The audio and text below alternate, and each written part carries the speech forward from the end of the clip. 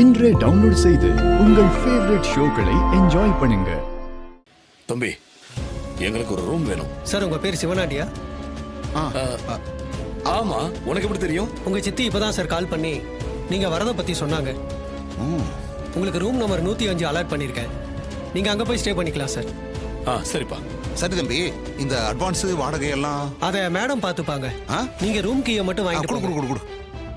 கூட்டிட்டு போய் காட்ட ரூம் பாய் யாரும் இல்ல. சரி பரவாயில்லப்பா, சாவி கீ மட்டும் கொடு.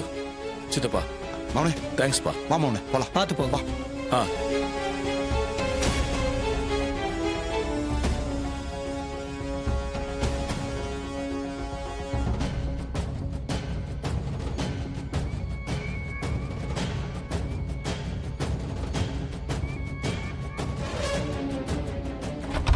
வா மவனே.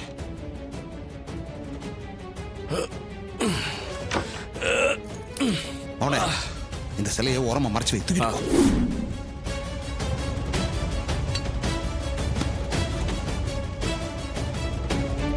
மவனே, பரவாயில்ல, நம்ம வர்றதுக்குள்ள காளிமா ரூம் எல்லாம் போட்டு வச்சிருச்சு.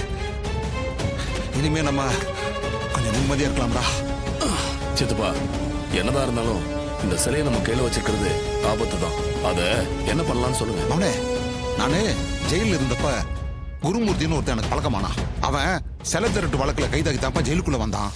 அவனுக்கு போனை பண்ணி நம்ம கையில சிலை இருக்கிற விஷயத்த சொன்னா அவன் கண்டிப்பா வாங்கிக்குவான். அவனே அவன் நம்பிக்கையானவனா?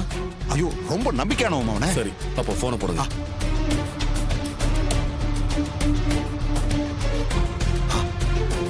குருமூர்த்தி, உங்கள்கிட்ட ஒரு முக்கியமான விஷயம் பேசணும். சொல்லுங்கண்ணே, என்ன விஷயம்? அது என்கிட்ட ஒரு பழமையான அம்மன் சிலை இருக்கு, அதுவும் ஐம்பொன் சிலை. அதை நீ வாங்கிக்கிறியாப்பா? ஐம்பொன் சிலையா? அதுக்கு வெளிநாட்டுல நல்ல மார்க்கெட் இருக்குண்ணே. நான் வாங்கிக்கிறேன். ஏப்பா, நல்ல மார்க்கெட் ரேட்டுங்கிறியே, எவ்வளவுப்பா தருவ? ஒரு 10 லட்ச ரூபா தரேண்ணே. நீங்க எங்க இருக்கீங்கன்னு சொல்லுங்க, நான் நாளைக்கு காலையில வந்து அங்க சிலையை வாங்கிக்கிறேன்.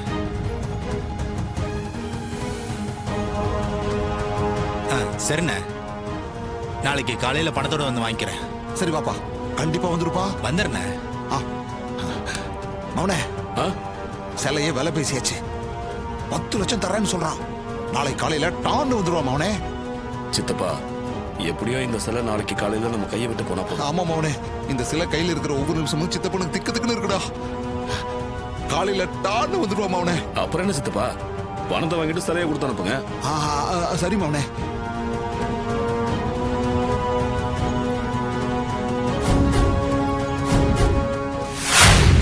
திருவிழா கோலமா களை கட்டி இருக்கு. கும்பாபிஷேகம் திரும்ப நடக்க போறது ரொம்ப சந்தோஷமா இருக்கு. போன தடவை மாதிரி இல்லாம இந்த முறையாவது நல்லபடியா நடக்கணும். அது ஒன்னதான் அம்மன் கிட்ட வேண்டிக்கிறேன். கவலைப்படாத, கண்டிப்பா நல்லபடியா நடக்கும்.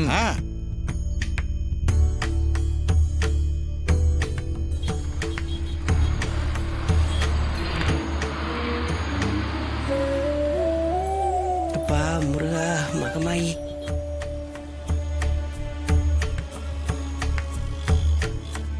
அம்மா, கோயில்ல கூட்டம் அதிகமா இருக்கே.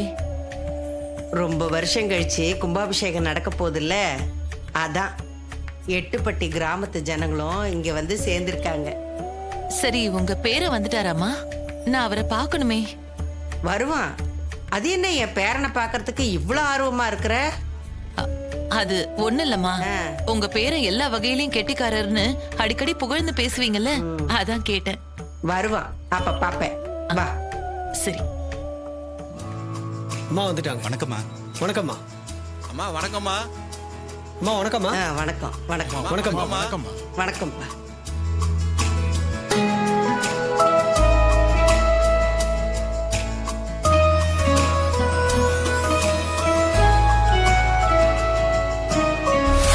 அந்த பிரவுன் கலர் சட்டை போட்டு வரான் பாரு, அவன் தான் என் பேர ராஜா. ஓ, அம்மா, அவர் உங்க மக வைத்து பேரனா இல்ல மக வைத்து பேரனா?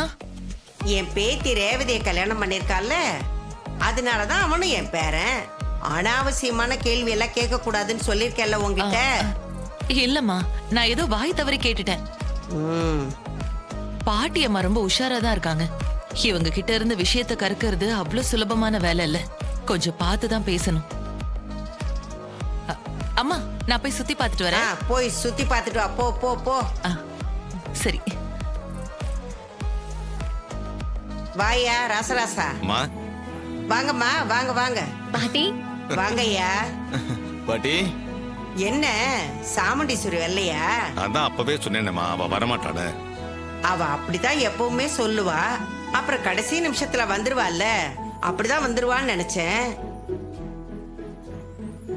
பாட்டி, கும்பாபிஷேகத்துக்கு எப்படியும் வந்துருவாங்க, நீங்க கவலைப்படாதீங்க. இந்த பாவத்தை செஞ்சது யாருன்னு தெரியலையே. ஆ? நம்ம ஊர்ல இதுக்கு முன்ன இப்படி எல்லாம் சிலை காணாம போனது இல்லையே.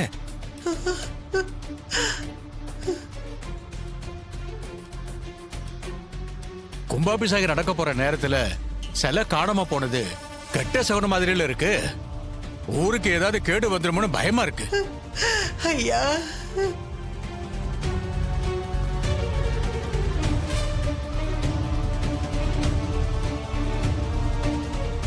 இதுக்கெல்லாம் காரணம் அந்த சாமுண்டீஸ்வரி தாம்மா.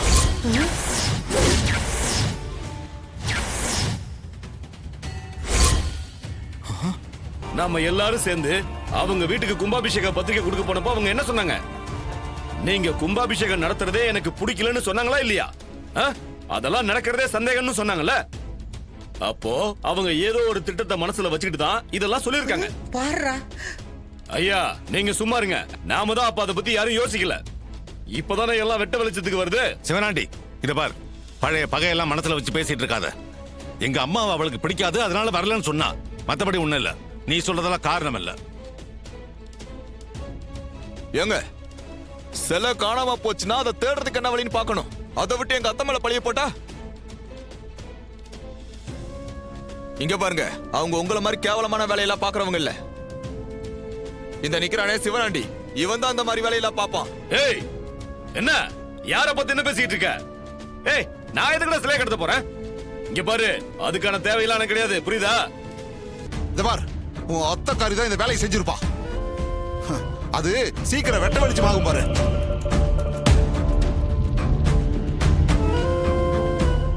சரி, டவுட்னு வந்துருச்சு இல்ல, அப்ப அதை கிளியர் பண்றதா நல்லது.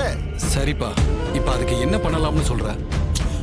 நான் சாமி நகையை திருடுனேன்னு சொல்லி என் வீட்டுல எல்லாரும் சோதனை போட்டீங்கல்ல. இப்ப அந்த அம்மா சாமுண்டீஸ்வரி மேல நமக்கெல்லாம் சந்தேகம் வந்திருக்கு. அவங்க வீட்டை சோதனை பண்ணி பார்த்தா உண்மை என்னன்னு தெரிஞ்சிட போகுது. அட பாவீங்களா.